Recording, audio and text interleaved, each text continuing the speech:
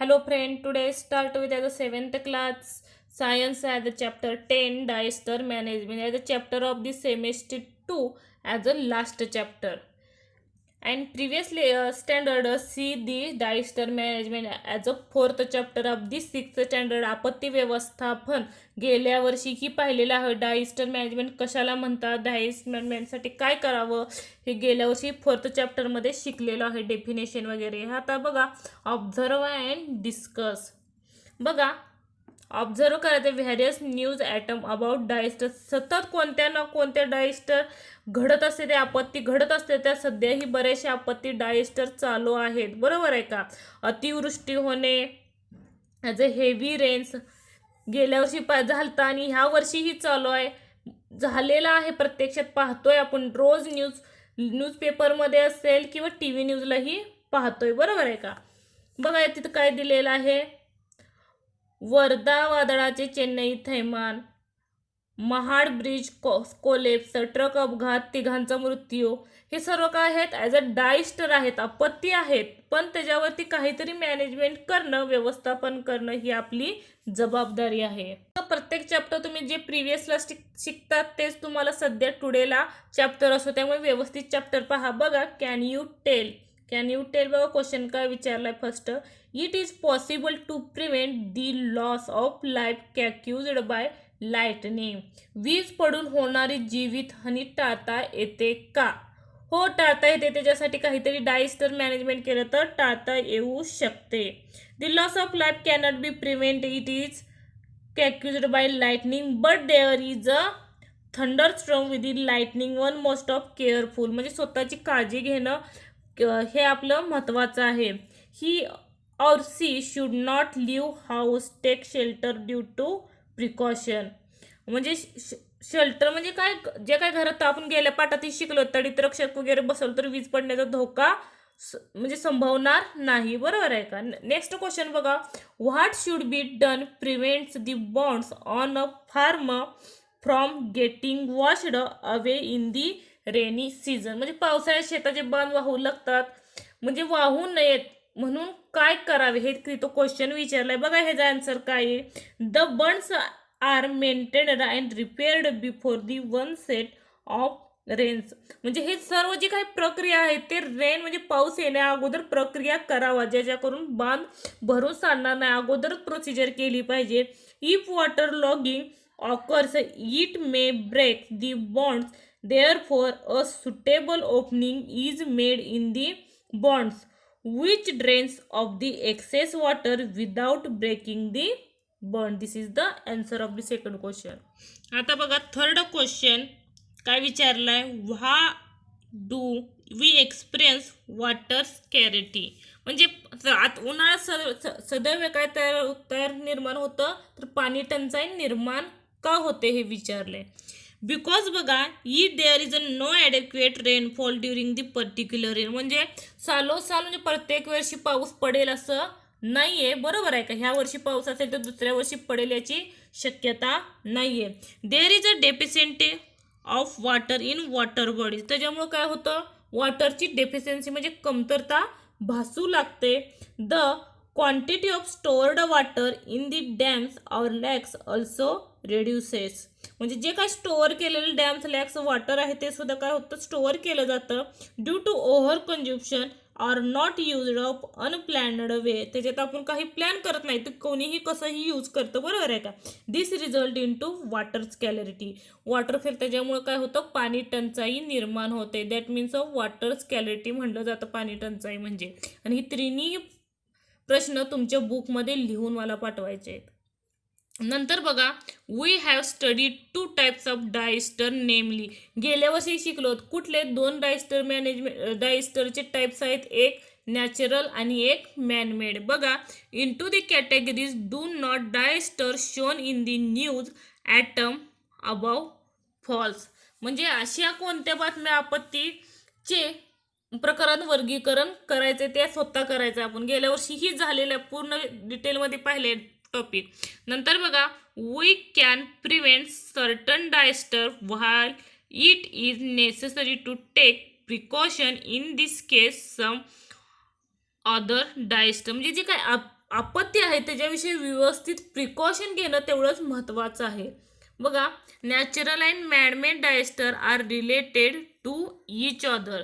म्हणजे natural and manmade, नैसर्गिक आणि मानवनिर्मित, हे दोन्हीही एकमेकाशी निगडीत असतील तेव्हाच तो आपत्ती काय होते, घडून येते. बरोबर आहे का? नॅचरल आणि मॅनमेड. नंतर बघा, नेक्स्ट बघा, natural disaster such as famine, lightning strikes, cloud burst, storm etcetera occurs due to changes in the weather. म्हणजे वेदर म्हणजे पाहिलेलं आहे, हे काय सर्व नॅचरल आहे. आता सध्या सुद्धा आपल्या इथं उजनीपाशी क्लाउड ब्रस्ट झालता, बरोबर आहे का? अतिवृष्टी. There is a possibility of damage to property in a such natural क्लायमेटचं जरी डॅमेज म्हणजे प्रॉपर्टी जीवितहानी झाली तरी तेवढीच निसर्गात जे काही आपण सुद्धा आहे, आपली सुद्धा मोठ्या प्रमाणात हानी होते. बरोबर आहे का? Who is held responsible for that. म्हणजे ह्याला रिस्पॉन्सिबल कोण आहे? जे काही क्लाउड ब्रस्ट असेल, स्ट्रोम्स असेल, लाइटनिंग स्ट्रिक्स असेल, आपण कुणाला दोष देऊ शकतो? बरोबर आहे का? म्हणजे ह्याला कोण रिस्पॉन्सिबल आहे? What can you do to deals with this losses. म्हणजे त्यासाठी आपण काय करू शकतो? हे जे काही लॉस झालं त्यासाठी व्यवस्थित काय करू शकतो आपण? आपत्ती व्यवस्थापन म्हणजे डायस्टर मॅनेजमेंट करू शकतो. ही आपली. नंतर बघा, फॅमिन, दुष्काळ शब्द लिहून ठेवा. बघा नंतर, the condition that arises due to long term cold and several scarcity of food, grains and water is called famine. ही फेमिनची डेफिनेशन आहे, ही सुद्धा तुमच्या बुकमध्ये लिहून काढा. बघा, दुष्काळ म्हणजे काय? अन्नधान्याची, that means of food grains of this scarcity plus water, म्हणजे या दोन्हीची कमतरता असणे म्हणजेच काय? फॅमिन. हे सुद्धा लिहू शकतात. दोन्हीची कमतरता असल्यावर म्हणजे ते मिळालंच नाही तर आपण कसं जगू शकतो? बरोबर आहे का? नंतर बघा, although the main causes of famine is natural phenomena. म्हणजे ह्याला कुठंतरी कोण जबाबदार आहे? निसर्ग जबाबदार आहे. Yet of famine condition is created some human activity beside the natural event. हे निसर्ग नॅचरल असलं तरी ह्या फेमिनला म्हणजे दुष्काळाच्या कंडिशनला कोण क्रिएट करतं? तर ह्युमनची ॲक्टिव्हिटी क्रिएट करत असतात. मग ते नॅचरल घडलं तरी आपण निसर्गाला जबाबदार धरत असतो प्रत्येक कंडिशनला. नंतर बघा, थिंक मीन्स काय? विचार करा. What would happens if no food were grown during one whole year. म्हणजे एका वर्षात, म्हणजे वर्षभरात जे वर्षभर होतं त्या वर्षभरात आपल्या शेतात जर अन्न पिकलं नाही तर काय होईल? ह्याचं आन्सर लिहायचं, मला पाठवायचं. नेक्स्ट बघा, कॅक्युजेस ऑफ फेमिन. दुष्काळाची कारणं काय आहेत? बघा, ड्रॉट, अवर्षण शब्द लिहून घ्या. हेवी रेन्स, अतिवृष्टी, फ्लूड्स, पूर सध्या चालू आहे, क्रॉप गेटिंग वॉश्ड अवे और डॅमेज्ड इन दी फूड. म्हणजे पिकांचं काही नुकसान होतं, पिके वाहून जातात ह्या पुरामध्ये, फ्लूडमध्ये. इन्व्हायरमेंटल चेंजेस म्हणजे जे काही वातावरणात, पर्यावरणात बदल होतो तो. Such as temperature changes, temperature म्हणजे तापमान चेंज होतं. Storms, cold waves and fog, damage of crops म्हणजे शेतीची जी काही पिकं लावलेत ती काय होणार? जळून जाणे by animals like mice, rat. त्याच्याबरोबर जी काही माईक असतील, रॅट असतील, हे काय करतात? खाऊन हे क्रॉप्स आहे ते डॅमेज करतात. अटॅक ऑफ पेस्ट, आणि त्या जे काही पिकलेलं आहे त्याच्यावरती पेस्ट म्हणजे कीटके काय करतात? अटॅक करतात. Locust and diseases of crops, unnatural calamity like earthquake etcetera. भूकंप होणे, नॅचरल क्लॅमिनिटी होणे, हे काय सर्व जबाबदार कशाला आहे? दुष्काळाला जबाबदार आहे. नंतर बघा, are some other causes famines. त्याच्यामुळं काय निर्माण होतं? दुष्काळ निर्माण होतो.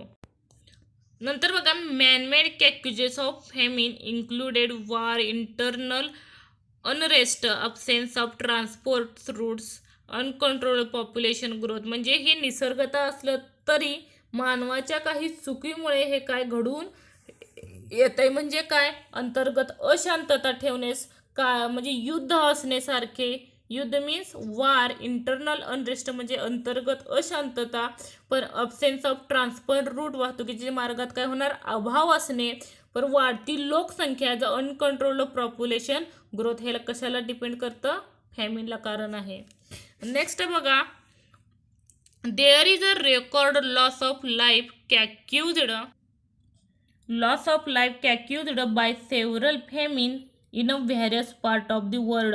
म्हणजे हा आपल्या महाराष्ट्रात नसून, भारतात नसून, हा पूर्ण वर्ल्डमध्ये म्हणजे जगामध्ये ही फेमीनं थैमान घातलेलं आहे. म्हणजे दुष्काळ निर्माण झालेला आहे. त्याच्यामध्ये बऱ्याच जणांचा जीवही गेलेला, लॉस ऑफ लाईफ म्हणजे जीवितहानी झालेली आहे.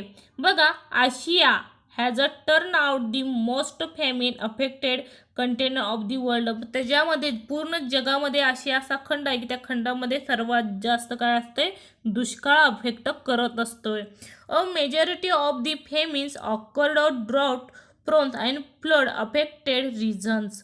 ह्याला काय रिझन आहे फेमिनला? ॲज अ फ्लड आणि ड्रॉट प्रोन्स. नंतर बघा, are the famines are affected India and China.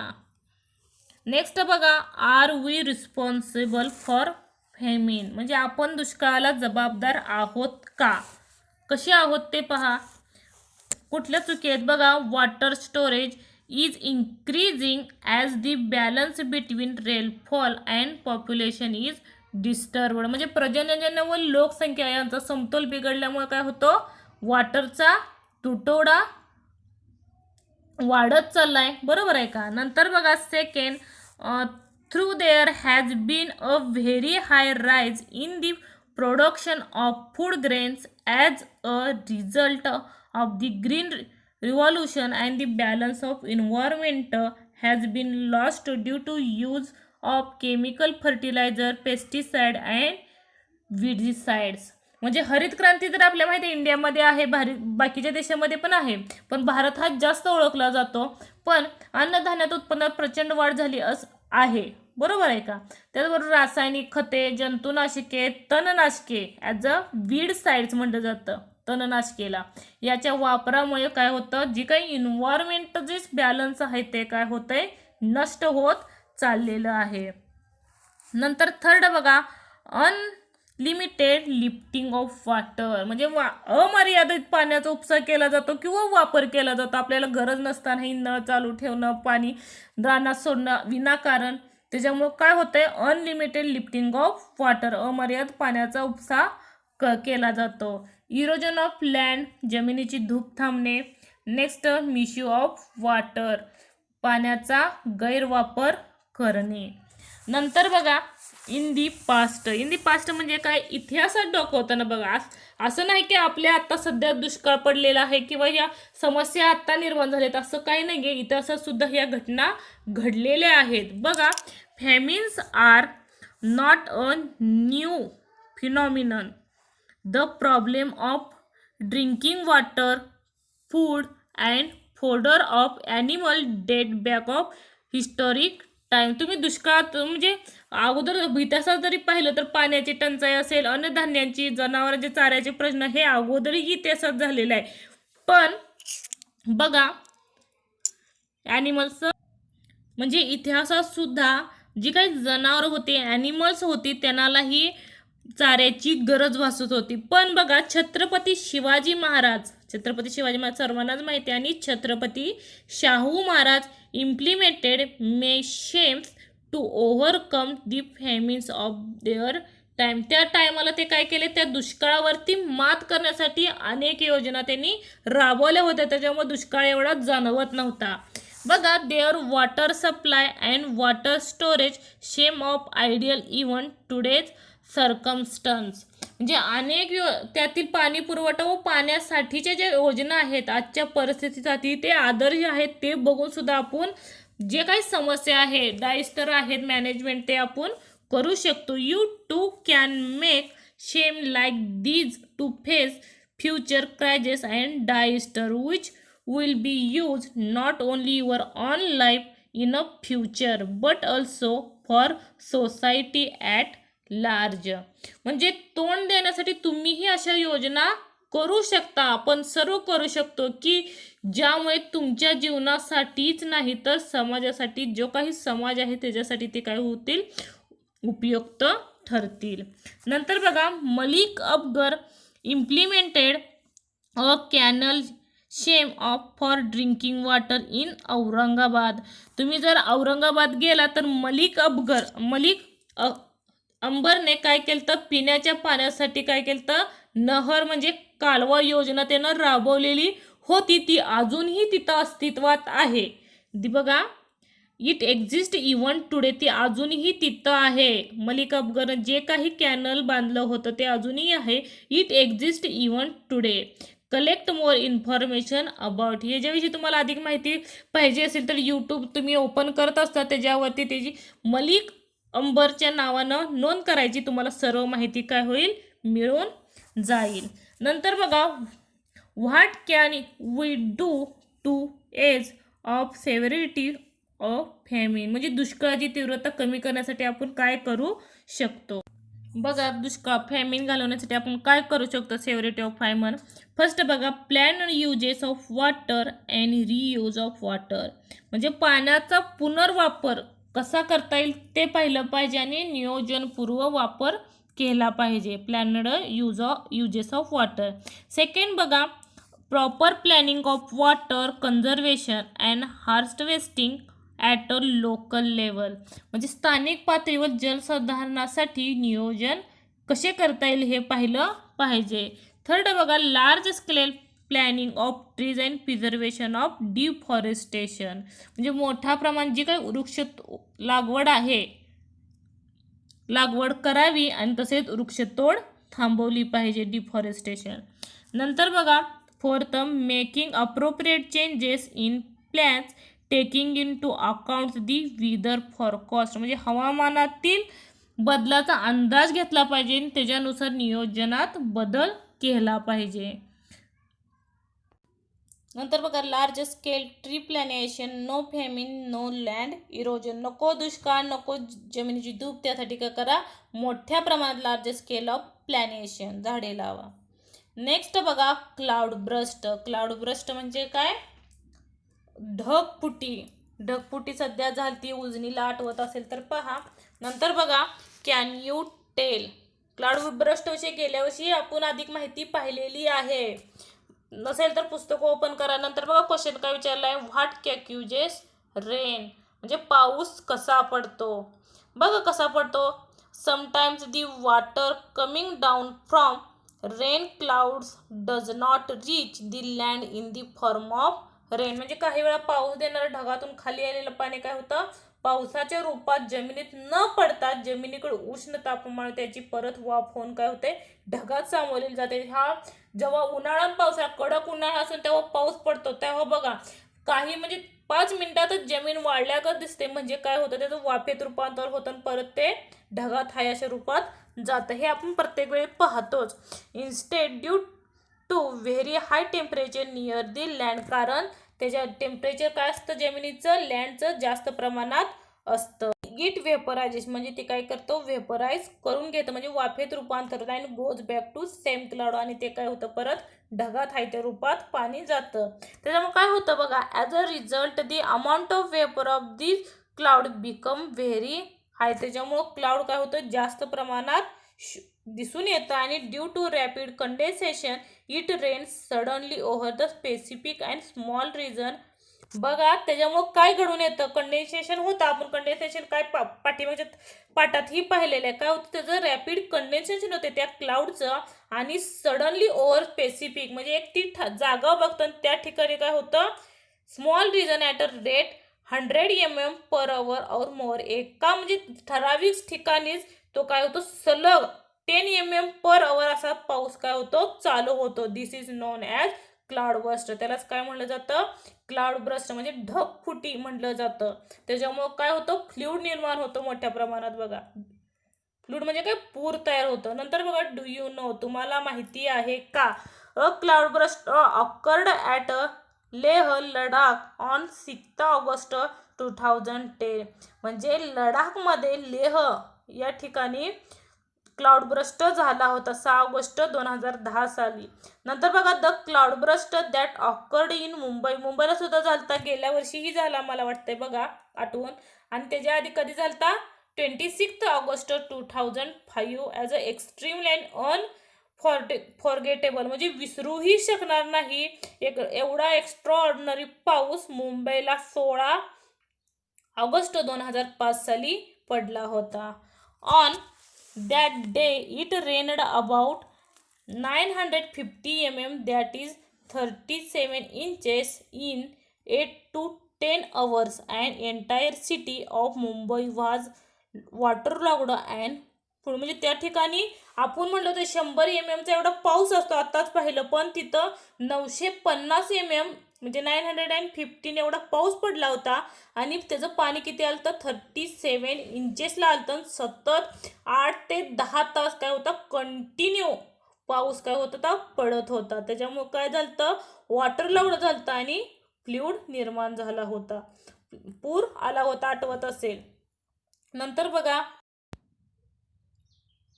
Use your brain power, जरा डोके चालवा. बघा why should not we wait in the foot hill म्हणजे काय डोंगराच्या पायथ्याशी while it is raining heavily म्हणजे मोठा पाऊस रेनिंग हेवीली पडत असताना डोंगराच्या पायथ्याशी का थांबू नये. मी थोडक्यात सांगेन कारण ती जे डोंगराच्या पायथ्याच्या वरून जे काय होतात कोसळण्याच्या अंगावर शक्यता असते, बरोबर आहे का. त्याच्यामुळं त्याच्या खाली म्हणजे फूट हिलच्या खाली थांबू नये, तुम्ही लिहून काढायचं आहे, मला पाठवा. नंतर बघा फ्लूड म्हणजे काय पूर. बघा लेट्स रिकॉल हे गेल्या वर्षी झाले, बुक काढून पहा. तर चौथ्या पाठामध्ये दुसऱ्या पेजवर होतं. Let's recall what is meant by flood म्हणजे काय आणि what are the effect of flood, हे जे आन्सर तुम्ही लिहून काढू शकता 6th स्टँडर्डच्या बुकमध्ये आहेत. नंतर बघा we have already learned about flood and the effect of flood, हे गेल्या वर्षीही शिकलेलं आहे असं सांगितलंय त्यांनी. काय तर फ्लूड म्हणजे काय आणि त्याचा इफेक्ट काय होतात. नंतर बघा collect information about the fluids that they occurred at a various places in Maharashtra in last few year, म्हणजे लास्ट फ्यू इयरमध्ये महाराष्ट्रामध्ये कुठे कुठे महापूर झाला फ्लूड झाला हे तुम्ही लिहून काढायचं आहे आणि मला सांगायचं आहे. नंतर बघा protective measures in views of flood म्हणजे महापुरावर संरक्षणाचा उपाययोजना, हे पेपरलाही विचारलं जातं बरं का. बघा पहिला construction of small dams in mountainous region म्हणजे डोंगराळ प्रदेशात लहान धरणे बांधणे, यामुळे काय निर्माण होतं फ्लूड निर्माण होतं. नंतर कन्स्ट्रक्शन ऑफ प्रिलोकेशन टँक्स म्हणजे काय पाझर तलावाची निर्मिती करणे. नंतर मेकिंग रिव्हर्स बेड फ्लॅट्स म्हणजे नद्याचे पात्र कृत्रिमरित्या सरळ करणे, त्याच्यामुळे काय होतं महापूर निर्माण होतो. नंतर बघा कल्टिवेशन ऑफ न्यू फॉरेस्ट नवीन जंगल लागवड करणे, त्याच्यामुळे सुद्धा फ्लूड निर्माण होतो. नंतर बघा कनेक्टिंग रिव्हर्स नद्या एकमेकाला जोडले जातात, त्याच्यामुळे सुद्धा काय होतं फ्लूड्स निर्माण होतात. नंतर बघा government of India established in natural fluid commission in 1976 म्हणजे गव्हर्नमेंटनं सुद्धा काय केले आहेत फ्लूडवरती उपाययोजना केलेल्या आहेत, म्हणजे राष्ट्रीय पूर आयोगाची स्थापना केलेली आहे. नंतर बघा the commission has made special import to the control of flood म्हणजे फ्लूडवरती काय केलं आहे पूर नियंत्रण कशी करता येईल याच्या आयोगामार्फत योजना केलेल्या आहेत. नंतर बघा a plan regarding flood control is kept ready from national level to village level म्हणजे राष्ट्रीय स्तरापासून आपली जी काही गाव पातळीपर्यंत पूर्ण इथं काय केलंय लेवलपर्यंत कंट्रोल म्हणजे पूर कसा नियंत्रणात येईल हे काय केलंय नियंत्रणात केले. नंतर बघा large scale damage of property and loss of life is avoid because of this plan, या आराखड्यामुळे मोठ्या प्रमाणात वित्त व जीवितहानी टाळता येते. नंतर बघा lightning. First question can you tell मध्ये काय विचारलं बघा have you seen a flash of lightning in the sky and when, आकाशात चमकणारी वीज तुम्ही पाहिली आहेत का आणि कधी चमकते हे त्यांनी विचारलेलं आहे. नंतर हे सर्व आन्सर आहेत बुकमध्ये, सांगा पाहू हा क्वेश्चन सर्व आन्सर आहे बुकमध्येच खाली दिलेले असतात. नंतर बघा व्हॉट कॅक्युजेस लाइटनिंग, वीज कशी निर्माण होते. बघा अगोदर part. You have learned about generation of electric charge and lightning streak in the lesson of statistic electricity. Statistics electricity 8 chapter पाहिलेले आहेत, त्याच्यामध्ये कशी निर्मिती होते, प्लस मायनस ते आपण शिकलेलं आहे, ते आन्सर येईल. बरोबर आहे का. नंतर बघा, in this lesson of shall learn something more about lightning and the measure for protection from heat. आणि विजेपासून बचाव करण्यासाठी उपाय जाणून घेणार, फक्त ह्याच्यात जाणणार आहोत. नंतरचा पॉइंट बघा, wonderful things to know lightning temperature more intense than the sun. म्हणजे जी लाइटनिंगचं टेम्परेचर आहे ते सनपेक्षाही काय मोर आहे, म्हणजे काय जास्त आहे, लक्षात ठेवा. Not all lightning streak in ground. सर्वच विजा जमिनीवर पडत नसतात. In fact about 95% of the lightning flash are limited in the sky. म्हणजे ज्या काही विजा चमकतात ते 95% विजा ह्या फक्त स्कायमध्येच चमकत असतात आणि ओनली 5% लाइटनिंग रीच दी ग्राउंड. आणि त्यातले 5% आहेत की त्या ग्राउंडमध्ये पडतात. त्याला कारणही आहेत बघा. Lightning can be generated within 1 cloud, between 2 clouds or between the clouds on the ground. म्हणजे एकाच ढगामध्ये, 2 ढगात, 3 ढगात जमिनी दरम्यान काय निर्माण होऊ शकतात ज्या काही लाइटनिंग आहेत. नंतर बघा, about 40 lightning flashes occur per second. म्हणजे एका सेकंदाला 40 विजा चमकतात, लक्षात ठेवा. इन ॲटमॉस्फिअर, वातावरणामध्ये. The temperature generated by lightning is higher than of the sun. म्हणजे जे काही लाइटनिंग आहे, लाइटनिंगचा जो प्रकाश आहे तो काय आहे, जी काही सन आहे त्या सनपेक्षाही जास्त प्रमाणात आहे.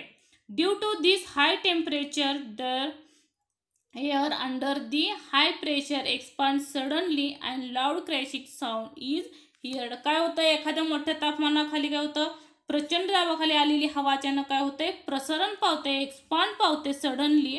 आणि काय होतं, लाऊड क्रॅशिंग साऊंड इज हिअर्ड. त्याचा मोठा आवाज काय होतो, कड्याडलेला आपल्याला ऐकू येतो. नेक्स्ट बघा, lightning string open ground maximum time. बघा तुम्हाला माहिती आहे का, खुल्या मैदानात ज्या काही वीज पडतात त्याचं सर्वाधिक प्रमाण कुठं असतं. बघा, the world mortality rate due to the lightning is low. म्हणजे वीज पडून मरण्या जे काही व्यक्ती पीपल्स मरतात त्याचं प्रमाण कमी आहे जगामध्ये, जागतिक स्तरावर. हॉवेवर सर्वायवल ऑफ लाइटनिंग स्ट्रिक्स सफर long term effect. Immediate treatment of lightning affect person can save their life.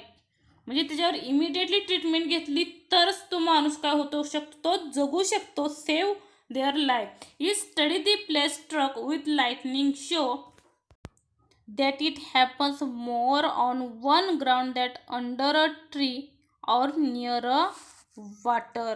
म्हणजे कधीही कुठं थांबू नका, झाडाखाली, अंडर अ ट्री म्हणजे झाडाखाली, आणि नियर अ वॉटर पाण्याच्या, कारण वीज त्याला जास्त अटॅच होत असते, लक्षात ठेवा. Miss have occurred most happen a person at a high place and near a tall object. म्हणजे उंच ठिकाणी थांबा, म्हणजे जिथं ग्राउंड ओपन प्लेस आहे, आणि हाय प्लेस ठिकाणी थांबा.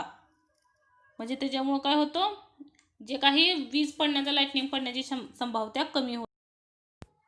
नंतर बघा, what precaution will take during the thunderstorm. हे महत्त्वाचं आहे बघा, विचारलंही जातं. म्हणजे जेव्हा वीज कडत असते तेव्हा आपण काय काळजी घेतली पाहिजे. फर्स्ट बघा, do not stand on a open place and below a tree. म्हणजे झाडाखाली थांबू नका किंवा उंच ठिकाणी थांबू नका. आणि do not go to high location and climb up tree. नंतर बघा, second, do not stand near the electric pole, telephone pole and tower etcetera. म्हणजे इलेक्ट्रिक पोलपाशी थांबू नका, टेलिफोनचे पोल जे काही टावर आहे त्याच्यापाशी काय करू नका, डू नॉट स्टँड. नंतर बघा, do not lean a wired fence around the farm, a compound, a garden or a house. म्हणजे ह्याच्यापाशी लेनपाशी थांबू नका. नंतर UPO are a two wheeler or bicycle, tractor or boat, get off immediately and get to safe place. हे सर्व काय करा, ऑफ करा, बंद करा इमिडिएटली, आणि सेफ प्लेसपाशी म्हणजे जिथं सुरक्षित राहाल अशा ठिकाणी जावा. नंतर बघा fifth, do not gather all together in one place, म्हणजे एकाच ठिकाणी काय करा, व्यक्तीने थांबू नका, म्हणजे एका ठिकाणी थांबले ते जास्त वेळ थांबू नका. Take care, keep a distance of 50 feet about a 2 person, म्हणजे 2 पर्सनमध्ये जर उभारला असाल तर त्याच्यात 15 फुटाचा काय पाहिजे, अंतर असला पाहिजे. नसेल तर जवळ असेल तर 20 पडू शकते. नंतर बघा do not use plugged in electrical appliances, do not use mobile telephones, आणि काय करा, टेलिफोन किंवा मोबाईलचा वापर ह्या ठिकाणी करू नका. नंतर बघा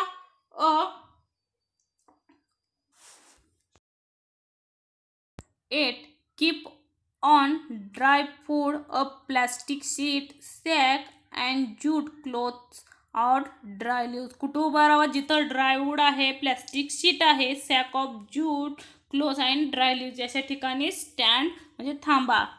नंतर बघा keeping our feet together, support your self one of the soles on your feet, placing your hands and your knees of crunch ला, म्हणजे 2 गुडघे खाली ठेवून प्लेसिंग फिट करून थांबायचं. नंतर बघा स्विमर और fisherman should immediately come out of the water, म्हणजे वॉटरमध्ये हे जर असतील स्विमर किंवा फिशरमॅन मासे पकडणारे तर इमिडिएटली त्यांना बाहेर बोलाव, पाण्याच्या बाहेर. नंतर बघा a pucca house if the safest place, find out there is a lightning conductor, one any tall building near your house, if necessary get a lightning conductor fitted on your house, म्हणजे पक्के घर सर्वात सुरक्षित ठिकाण आहे, आपल्या घराच्या आसपास उंच इमारती व तडीरक्षक आहे का ह्याची माहिती सुद्धा मिळवा. तडीरक्षकाविषयी गेल्या पाठातही आपण पाहिलं आहे, आणि आपल्या आवश्यकतेनुसार काय करा, घरात तडीरक्षक म्हणजे लाइटनिंग कंडक्टर बसवून घ्या. Next volcano, Jwalamukhi. A volcano is a natural event or phenomena. A interior of the earth is very hot. जमिनीच्या खाली होतं हे volcano, Jwalamukhi. Movement of hot substance continuously occur from of interior world the surface of the earth. As a result, sometimes solid, liquid or gaseous substance below the earth, म्हणजे अर्थच्या खाली solid, liquid substance असतात, त्याच्यामुळे काय होतं, हे volcano होतं. Toward the crust, this substance comes out the earth crust in a eruption and start flowing, it is called as volcano, ह्यालाच काय म्हणलं जातं, volcano. त्याच्यानंतर बघा what are the effect of volcano, volcanoमुळं काय इफेक्ट होतं. फर्स्ट बघा the chemical substance such as a lava, vapour, hot mud, sulphur etcetera get collected on the surface of the earth and there by mountain of hills R created. Second, the atmosphere get polluted due to the ash and gases injected by the volcano. Third बघा often it rains as a result of a volcanic eruption. Fourth, temperature rises due to hot gases. Fifth, forest and settlement get buried under the hot mud. हे तुम्हाला एक्झामलाही विचारलं जातं. नंतर बघा volcanoes erupt in the sea in they do not land, they same substances that come out during the eruption of the volcano on the land are injected during the eruption of volcano in the sea. Some iceland are created due to eruption of volcano in the sea. म्हणजे हे कुठं घडून येतं व जमिनीत तसेच समुद्रात हे काय होतं, घडून येतं, आणि त्याच्यातून स्फोटकातून पदार्थ बाहेर येतात आणि त्या ज्वालामुखीचा बाहेर पडला जातो. नंतर बघा it is not possible to prevent the eruption of a volcano to stop if after the erupted or to control it. However, by means of science and technology, it is possible to predict of eruption and take immediate step of disaster management. लगेच काय केलं पाहिजे, disaster managementची सुव्यवस्था केली पाहिजे. नंतर बघा tsunami. Tsunami म्हणजेच काय? सुनामी. त्यात फर्स्ट क्वेश्चन बघा काय विचारलाय, what is the an earthquake. गेल्या वर्षी झालाय भूकंप म्हणजे काय, त्यात लिहू शकता तुम्ही आन्सर. सेकंड बघा, what will happen if an earthquake and volcanic eruption occur the bottom of sea. हे लेट्स रिकॉल आहे, त्याच्यामुळे तुमचे गेल्या वर्षीचं बुक असेल तर त्याच्यामध्ये 4th चॅप्टर डिझास्टर मॅनेजमेंटचं आहे, त्यात तुम्ही आन्सर लिहा आणि मला पाठवा. नेक्स्ट बघा, as a land earthquake and volcanic eruption occurs at the bottom of the sea. To an earthquake occurs the bottom ocean, the energy released push over water. त्याच्यामुळे काय रिझल्ट मिळतो? As a result of this a peculiar types of waves are formed. These waves are not very high near the source, but they start spreading very fast too long distance. The velocity of this wave, लक्षात ठेवा त्याची velocity वेव्हची किती असते. ज्या काही काय म्हणतात त्याला लाटा असतात, त्या लाटेचे व्हेलॉसिटी किती असते? 800 ते 900 किलोमीटर पर आवर. पर तासाला 800 ते 900 किलोमीटर जाते. When they reach a coastal area their velocity is reduced but their height is found the increased tremendously. त्याची हाईट का असते? ट्रिमेंडसली म्हणजे खूपच मोठी असते. Increased tremendously even about 13 metres.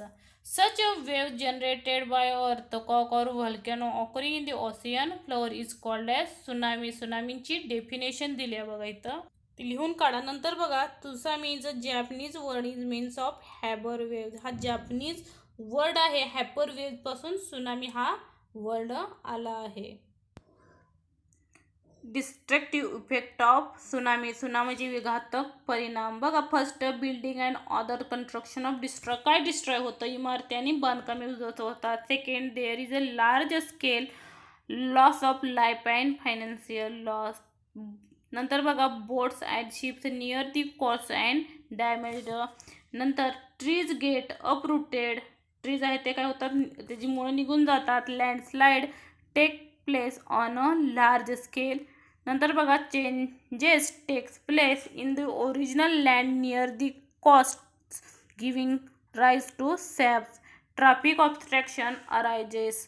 The business or industry related to the sea are advertisely affected and normal day-to-day life is disturbed.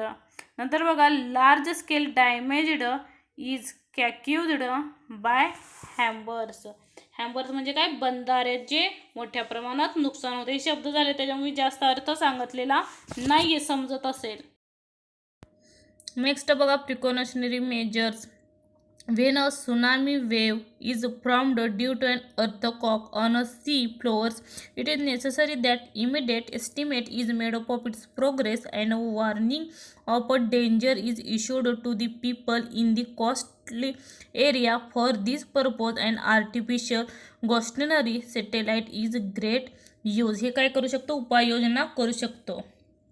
नंतर बघा, storms म्हणजे काय? वादळे. हे तुम्हाला गेल्या वर्षी प्रिव्हियस स्टँडर्डला झालेलं आहे बघा. त्यात काय विचारले? Let's recall.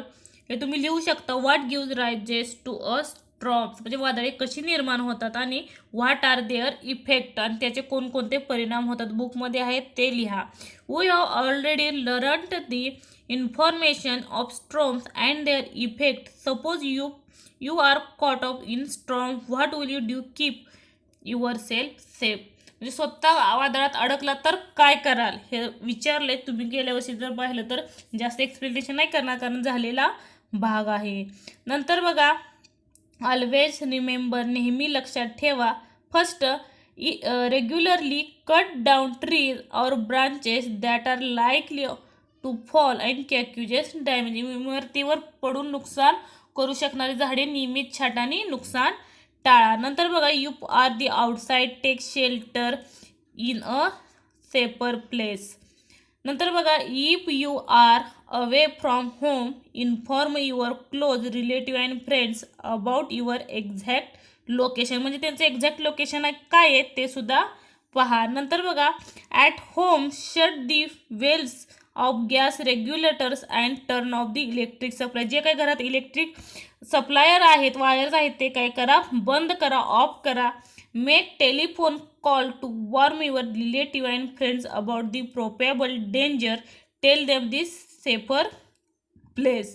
नंतर बघा, give temporary shelter to people who are far away from their homes. म्हणजे घरापासून दूर असणाऱ्या इतर लोकांना तात्पुरता काय करा, आश्रय देण्याचा प्रयत्न करा.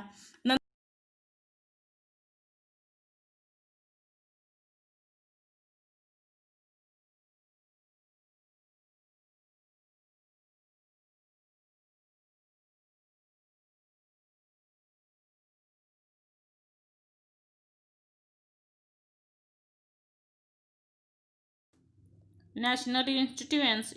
United Nations established a standing international organization, that UNDP, in 1965. About 177 nations from all over the world are members of the UNDP.